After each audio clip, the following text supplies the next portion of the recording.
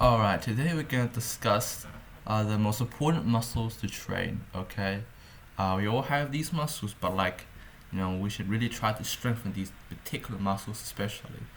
So, the first muscle that most importantly you need to train the most, and basically every day, is the brain muscle. The muscle, that helps you calculate mathematical equations and questions. It's very important to have very strong brain connections, especially between two hemispheres. And these muscles are very important as they really help you process information. The faster you can process information, the more chance you're going to end up surviving than someone else who is not able to process fast enough, basically. So it's very important to train brain muscles. Math can really help training those brain muscles. So make sure to train brain muscles. That's the first muscle group that most important you need to train. So the second muscle group you need to train, that's second important, is the core. Basically the chest, but the stomach area, the abdomen, basically. A strong core muscle is very important. That's the second most important muscle to train.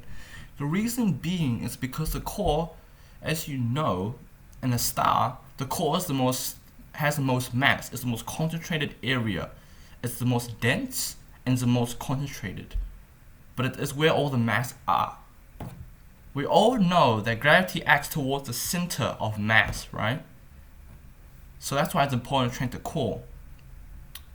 Because that's where all your mass is concentrated. Most of your mass is concentrated. And training that part, making your concentration really stronger, really can help you. Number 3. The third most important muscle you need to train is the legs. You may have thought that it's actually the arms, the arm area, but it's actually the legs. The reason being is because, having leg muscles, right, will allow you to be able to generate more force, right, when you run. The leg muscles really help with sprinting. You know those sprinters, elite athletes, when they can run really fast. The reason is because they have lots of muscles in their legs, which help them really get that force off the ground, right? But they also have fast twitch muscles. That's completely different. That's a different type of training. I'm more about just generally leg muscles will help you really run really fast. Unless you want to train fast twitch muscles, which means you have to be sprinting basically a lot to train those type of muscles. But generally the third important is the legs. They're very important. And a fight, you want to not actually use the arm muscles to punch back. You want to run away. So that's why you need the leg muscles to do it. The fourth most important is probably the arm muscles. The muscles in the arms. That's important as well because, sometimes you're going to have to lift some heavy stuff. And it really helps to have those muscles to help you lift. So yeah, but it also helps in a fight to block. When you want to block like this, attacks, it really helps to have those muscles, absorbing the impact. But overall, the most important is the brain muscle. In an actual fight, both of you are basically fighting each other, right? You may think it's just about physical strength, but actually it's more beyond physical strength. It's actually about brain muscles as well. Normally in the fight, the smartest is actually the one who wins. It's not the strongest. It's actually the one who's the smartest. If you train your brain muscles strong enough, you will realize in a fight that you may not win. And you will realize that there's usually a risk of injury in a fight. You can calculate the risk. It's very difficult, but you can calculate that. But the thing is that because there's a risk, the best option is to walk out without getting injured. But the best way to walk out without getting injured is not to injure the person. Don't start the fight yourself. You never throw the first punch. If you're very smart, you realize don't throw the first punch. If the other person throws the first punch, the best thing to do is dodge, block, and run away. That's why leg muscle is very important. The best thing is to run away, okay? Escape the fight. You'll be calculating every single scenario and calculating every possible escape route. You should be thinking how to escape, not how to fight back and retaliate. That's not the best option. When you fight back, there's almost a certain chance that you will get hit by a punch. You may be able to hit the other person, but they're going to hit you back. And sometimes you might not be able to block in time. So it's very important to just run away. This way you can minimize the amount of injuries you could have. And I know, you may think, well, isn't it just not brave to just run away?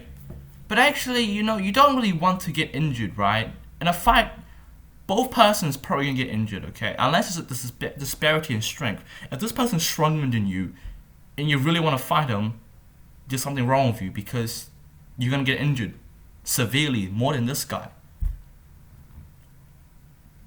However, if you can't run away, then the best thing to do is probably to, fight back. Let's say you can't run away.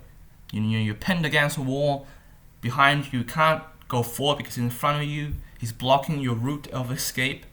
Then you can fight back. What's really useful is to have strong leg muscles. Arm muscles matter as well, but most of the time, people are thinking about throwing punches.